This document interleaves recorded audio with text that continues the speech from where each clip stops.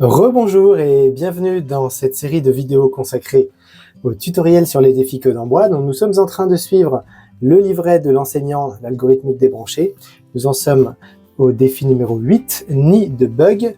Donc c'est le premier défi du palier orange qui traite des répétitions, donc les boucles. Alors cette vidéo va être un petit peu plus longue parce qu'on va introduire ce nouveau concept de boucle. Il y a plein de façons de l'introduire. Je vous propose une. Voilà. Et donc ça s'adresse à des enfants, même dès 7 ans, ils sont capables de comprendre ces concepts-là. Alors on va par exemple leur demander d'avancer de 5 cases.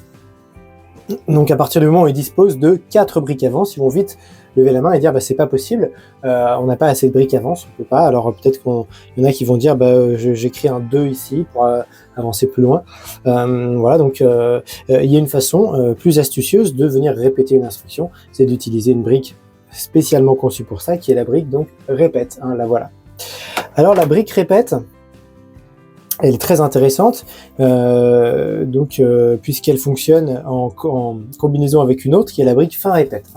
Et la comparaison qu'on utilise, c'est le sandwich. C'est-à-dire que dans un sandwich, il y a toujours 2 morceaux de pain, et puis au milieu, il y a disons, la garniture, le steak ou autre chose. Si on enlève l'un des 2 morceaux de pain, notre sandwich, il se casse la figure. On peut aussi utiliser la comparaison de la parenthèse, qui vient ouvrir et fermer une parenthèse. Mais il y a plusieurs façons de faire. Et donc pour s'entraîner, on va faire ce premier exercice où là on va demander de dire combien de fois est-ce qu'on avance dans ce petit programme là. Alors si on met le début, donc répète 5 fois, avance, fin répète. Donc on avance bien dans ce cas-là de 5 fois, c'est tout bon. Alors on peut aussi s'amuser à rajouter un avance en dessous, comme ceci. Les élèves doivent deviner qu'on avance 6 fois, 5 fois dans cette répétition là et une fois supplémentaire.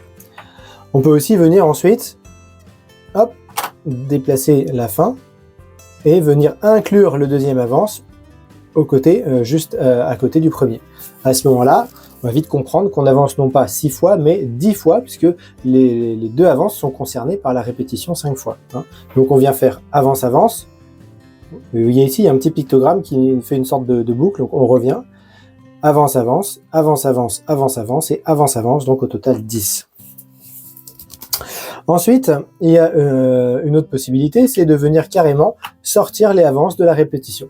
Alors, qu'est-ce qui peut bien se passer dans ce cas-là? Qu'est-ce que ça va faire?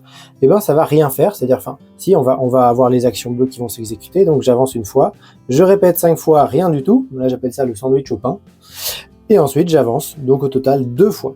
Voilà. Donc, dernier exemple, on va carrément retirer la brique de fin, et là on peut demander aux élèves qu'est-ce qui se passe? Et la réponse qui fuse, c'est ça répète à l'infini. Alors non, c'est pas le cas.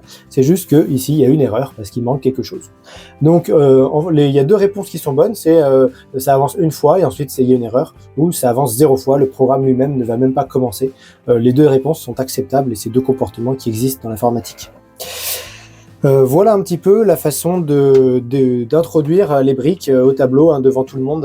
Donc vous pouvez utiliser votre kit géant qu'on propose aussi dans la gamme, un kit géant aimanté pour mettre au tableau pour que toute la classe voit bien ce qui se passe.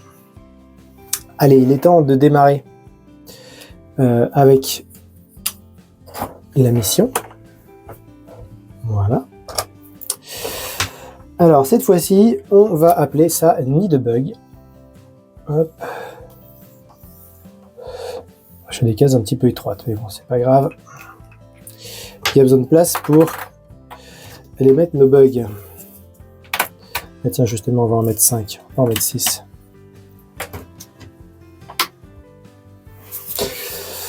Voilà, je vérifie qu'on voit bien. C'est parfait. Alors, ici, on sait qu'on doit tirer.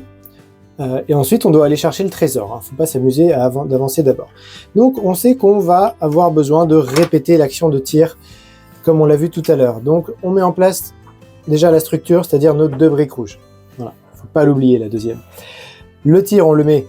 Alors souvent, l'erreur, c'est de nous le mettre avant. Dire je tire et je répète tir. Non, si je veux répéter tir, c'est je viens mettre tir dans la répétition. Et comment je sais qu'il est bien répété? Je le sais parce que j'ai un décalage qui se crée. C'est-à-dire, ça s'appelle ça une indentation. La brique tir, elle est décalée un petit peu vers la droite. On sait qu'elle est incluse dans la répétition comme ça. Une fois que j'ai tiré, combien de fois? 5. Voilà, je viens mettre mon petit aimant, vous voyez, c'est aimanté. Et la voie est libre, et je peux aller jusqu'au trésor et le récupérer. Voilà. Alors on y va, on vérifie, donc répète 5 fois tir, donc 1, 2, 3, 4, 5, fin de répétition, ça y est, avance, avance, et creuse. Voilà, c'est tout bon. Donc on a 1, 2, 3, 4, 5, 6 lignes en plus du début, c'est bien ça, c'est bien le cas. Dans le livret, j'ai mis 6 bugs, mais bon, comme j'avais sorti le chiffre 5, c'est pas grave. Donc les chiffres, on n'en met qu'un seul ici, hein, d'accord, vous les avez de 0 jusqu'à 9. Ce qui va se passer, c'est qu'en général, les élèves, ce qu'on peut constater en classe, c'est qu'ils vont oublier le fin répète, ou alors ils vont mettre le tir, ils vont faire comme ça. Ça, c'est une erreur classique qu'on voit. C'est-à-dire, je tire, je répète 5 fois tir, et ensuite j'avance et je creuse. Ben non, là, on répète 5 fois, rien du tout. Il faut bien le mettre dedans. Voilà, comme ceci. Parfois, il y en a qui oublient carrément le chiffre. Ils savent que dans leur tête, il faut tirer 5 fois, mais ils oublient de l'écrire. Donc, quand je lis le programme, je répète rien du tout. Voilà. Et il y en a parfois qui n'ont pas envie de s'embêter carrément avec les briques rouges. Hop, ils mettent carrément le 5 ici. Les petits malins. Tire 5 fois. Ça, on le voit aussi parfois. Donc, mais bon, c'est un petit peu triché. Voilà, donc c'était un petit peu plus long, merci d'avoir suivi l'introduction des fonctions de répétition. Prochaine étape, donc on va essayer de combiner tout ça